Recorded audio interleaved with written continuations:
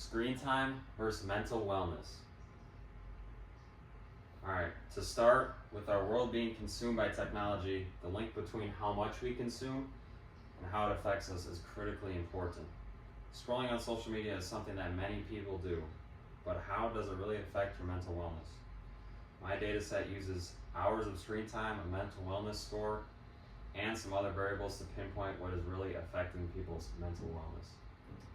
My business task is to provide actionable, data-driven insights to mental wellness stakeholders by investigating whether screen time is the most influential factor affecting mental wellness scores, among other variables.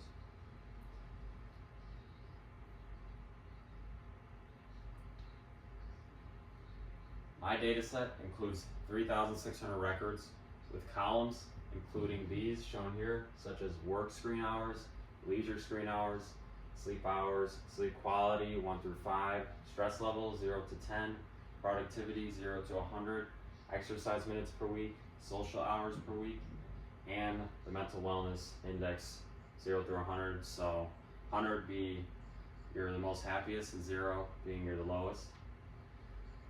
In the data cleaning process, I removed multiple columns of data from the original data set that were not necessary. I thought in determining mental wellness from screen time, this included columns of user ID, age, gender, occupation, work mode, and screen time hours in total. Despite there being 3,600 records, there were no outliers or no values in the data set that needed to be cleaned. So it was a pretty clean data set. I got it from Kaggle. And the descriptive analysis, these are the big things I pulled from this. Mean leisure screen time is high at 6.84, but mental wellness is low at 20.83. So that means in the data set, most of our people are having a low mental wellness while screen time seems to be relatively high. I would say 7 hours a day is pretty high. Despite being relatively high leisure screen time, sleep quantity was relatively positive. So 7 hours of sleep, I would say that's on the higher end for most adults, or at least in a good range. And then even though sleep quantity was high, sleep quality was low at 1.3 out of 5. So people are getting the right amount of sleep, but they're not getting the type of sleep, the good quality sleep that you really want. And the standard deviation for productivity and mental wellness is high compared to their means, which suggests a wide range of data for both. Alright, so the first graph I made compares average work screen hours and average leisure screen hours. And as you go on down the x-axis, it is mental wellness scores. So it's going down overall. As you get higher in mental wellness scores, the screen time goes down, which makes sense. But work screen hours does not go down as much as average leisure screen hours. So that's telling you that the more that goes down, the higher mental wellness you're going to have. And overall, average leisure hours is much higher than work screen hours. So leisure hours probably is a better factor to look at since it's so much higher than the work screen when we make our conclusions. My second graph is a scatter plot. It shows mental wellness and leisure screen hours. It's kind of messy, but overall, on the upper left here, so higher mental wellness and lower screen hours, there's kind of more data being in that area, and then kind of a larger group of data points down here where there's more screen hours and lower mental wellness. But overall, I'd say it's kind of just congested in the middle towards the averages. So I don't know if screen time is the biggest predictor, but when you overlay it with sleep quantity, you definitely can tell that a 1, 2, and 3 are definitely separated by a lot. So the higher sleep quantity you get, the better your mental wellness score is going to be up here. And then it obviously is going exponentially or non-linear going down.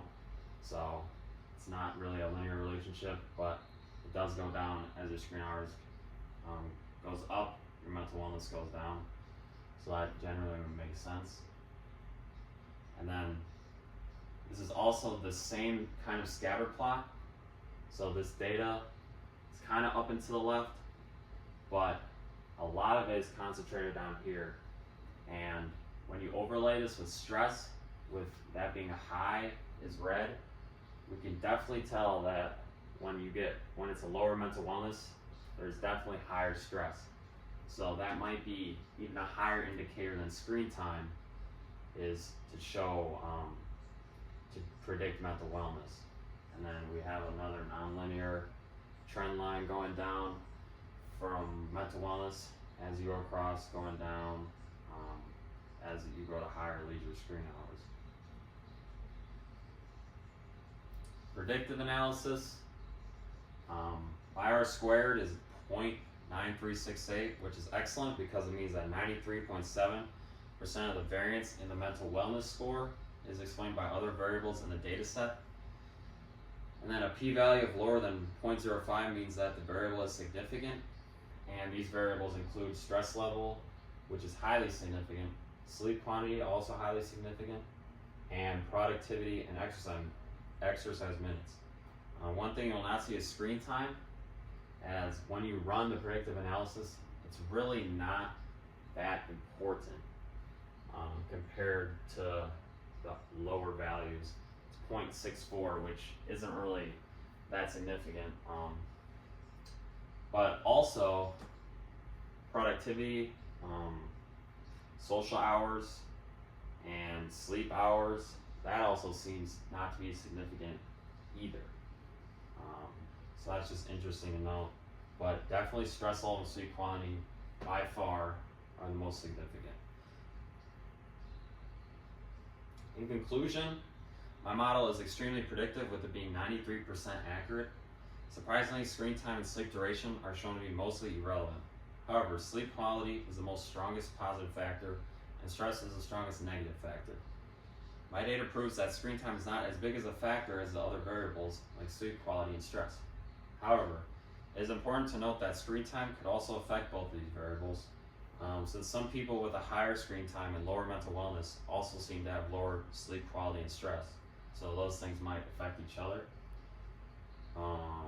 Given the data, I would suggest that it starts with screen time, and generally having a lower screen time probably means that your mental wellness is going to be higher. You can kind of make that correlation.